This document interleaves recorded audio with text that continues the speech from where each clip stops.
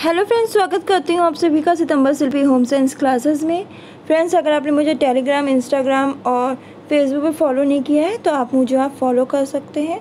चलिए शुरू करते हैं आज की क्लास। फ्रेंड्स, आपको बताना चाहती हूँ आपके जो नेट के एग्ज़ाम की डेट आ चुकी है। आपका ये सितंबर में ही पेपर है, तो इसीलिए मैं आपको प्रीवियस ईयर क्वेश्चन करा रही हूँ, जिससे आपको पता और चलेगा कि क्वेश्चन कहाँ से आते हैं, कैसे बनते हैं और आपको नॉलेज मिलेगी। और last time previous year paper करना बहुत इम्पॉर्टेंट है, जिससे कि आपको रिवाइज भी हो जाएगा। यूनिट वाइज चलेगा, टॉपिक वाइज मैं कराऊंगी। चलिए शुरू करते हैं आज की क्लास। जून 2018 में पूछा गया था कि निम्न के उत्पादन में खमीरीकरण का प्रयोग होता है। तो निम्न के उत्पादन में खमीरीकरण का प्रयोग होता है सॉस, वाइन, कोको पाउडर, मार्गलेट, चीज़। तो निम्न के उत्पादन में खमीरीकरण का प्रयोग होता है। इसका राइट आंसर बताएं। तो इसका राइट आंसर है आपका वाइन, कोको पाउडर और चीज़। तो वाइन, कोको पाउडर और चीज़ के उत्पाद में खमीरीकरण का प्रयोग होता है। फिर नेक्स्ट है हरे पत्तेदार सब्जियों का हरा रंग बनाए रखने के लिए उन्हें खुले बर्तन में पकाना चाहिए। इनमें और कारण ये बता रहे हैं कि इनमें उपस्थित लोहा और सल्फर में प्रतिक्रिया होने से फेरस सल्फाइड बनने के कारण गहरा हरा रंग बन जाता है। तो क्वेश्चन को ध्यान से समझिएगा। अभिकथन क्या कह रहे हैं, कारण क्या कह रहे हैं कि लोहा और सल्फर में प्रतिक्रिया होगी तो फेरस सल्फाइड बनेगा और उससे कह रहे हैं गहरा हरा रंग बन जाएगा। तो मैं आपको बताना चाहती हूँ कि इसमें आपका जो अभिकथन है ये बिल्कुल सही कह रहे हैं कि हरे पत्तेदार सब्जियों का हरा रंग बनाए रखने के लिए उन्हें खुले बर्तन में पकाना चाहिए। ये बिल्कुल सही है इनका।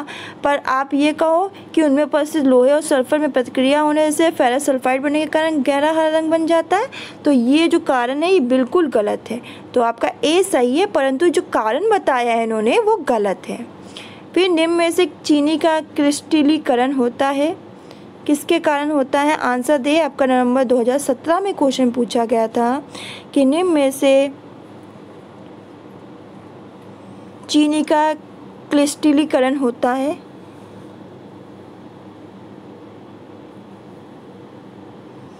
तो आपका इसका राइट आंसर है छैना मुर्गी। फिर नेक्स्ट क्वेश्चन है फोर्थ, क्लियर तरल आहार में निम्न खाद्य पदार्थ नहीं दिए जाते हैं। बिना दूध की चाय, दूध, नारियल पानी, कार्बोनेटेड पेय पदार्थ। मैं आपको बताना चाहती हूँ कि जो क्लियर तरल आहार को हम स्पष्ट तरल आहार भी कहते हैं, ये नाम भी है। साथ ही बता दे रही हूँ इसमें क्या हमें क्लियर तरल आहार में हमें निम्न खाद्य पदार्थ नहीं दिए जाने चाहिए। तो बता दे रही हूँ कि क्या नहीं दिया जाना चाहिए। तो बिना दूध की चाय, ये इसका आंसर है। तो बिना दूध की चाय नहीं दिया जाना चाहिए। तो क्लियर तरल आहार में हम खाद्य पदार्थ में बिना दूध की चाय नहीं देते हैं।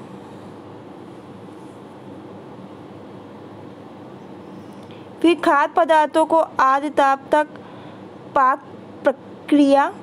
तो ये कथन कह रहे हैं कि खाद्य पदार्थों को आद्य ताप पाक क्रिया जैसे उबालने से उनका ग्लाइसीमिक प्रभाव बढ़ जाता है। तो ये कह रहे हैं खाद्य पदार्थों को आद्य ताप पाक प्रक्रिया जैसे उबालने से उनका जो है ग्लाइसीमिक प्रभाव बढ़ जाता है। और कारण ये बता रहे हैं कि आद्य ताप से खाद्य पदार्थों के कण छोटे छोटे हो जाते हैं। जो आद्य ताप है उससे क्या होते हैं, जो खाद्य पदार्थों के जो कण हैं वो क्या हो जाते हैं, छोटे छोटे हो जाते हैं। तो इसमें ए आर दोनों सही है, ए आर दोनों गलत है। ए सही है, आर गलत है, ए गलत है, परंतु मतलब कि ए गलत है परंतु आपका आर सही है। तो क्या है इसका राइट आंसर?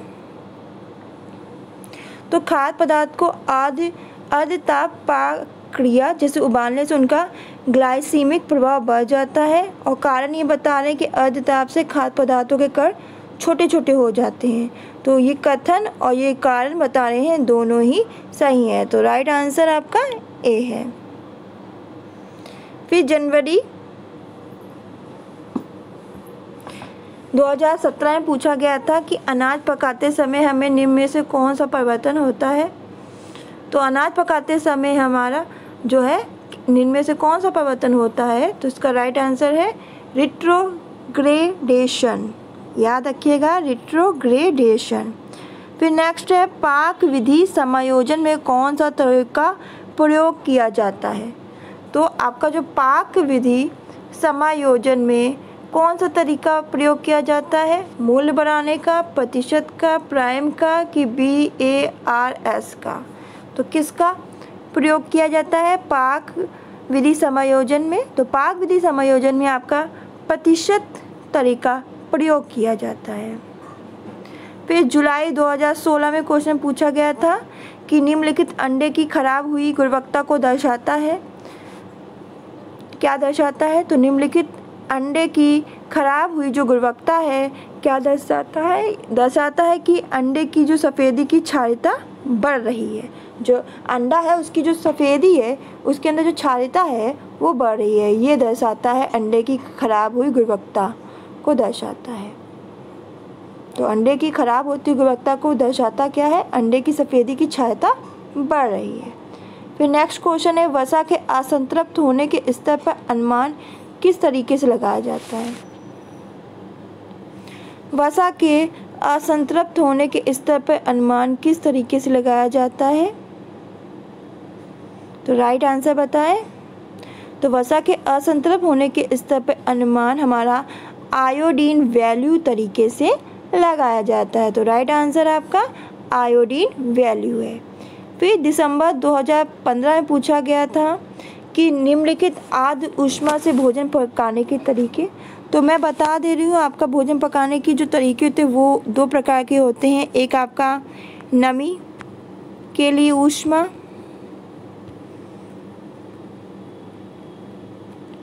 दूसरा होता है आपका सूखी ऊष्मा।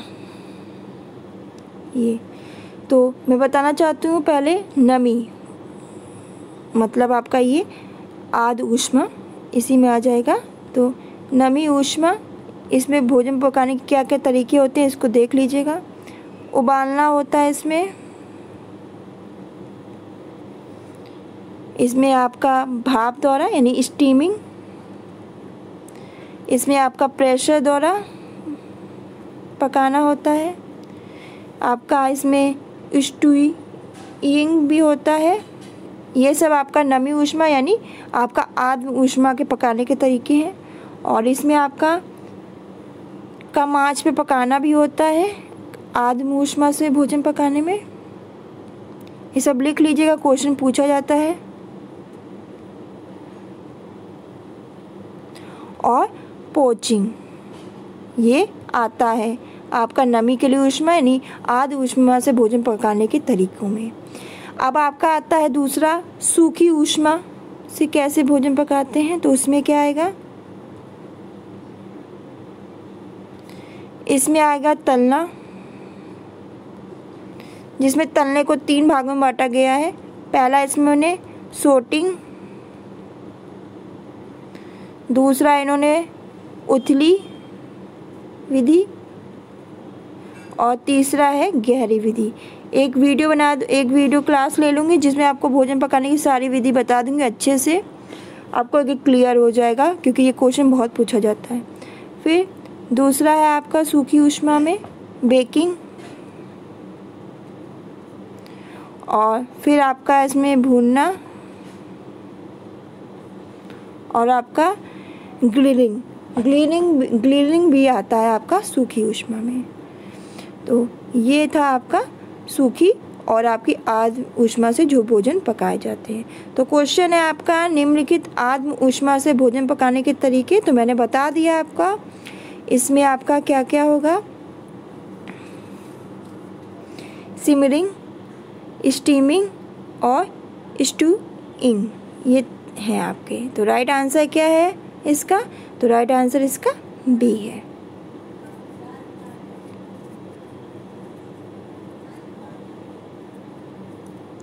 फिर नेक्स्ट क्वेश्चन है आपका सुमेलित करना है खमीरीकरण को, सुमेलित करना है सूची 1 को सूची 2 से।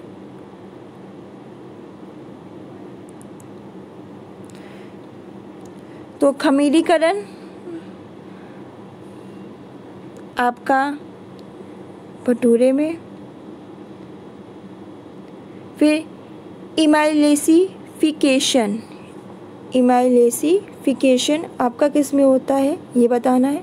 तो ये आपका माइनोइज में होता है। 6 अंकुरण किस में होता है आपका, तो अंकुरण आपका होगा अंकुरित सलाद में।